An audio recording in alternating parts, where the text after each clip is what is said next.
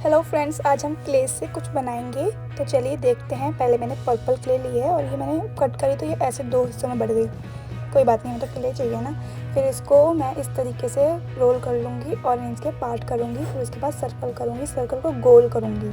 अब आगे की वीडियो तो आपको देख देख कर ही समझनी पड़ेगी, लेकिन लास्ट में ना जो रिज़ल्ट है ना इसका वो बहुत प्यारा है, बहुत ज़्यादा प्यारा।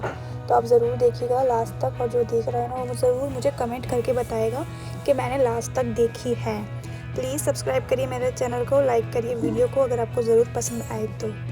ओके गाइस, देखते रहिए अब आप।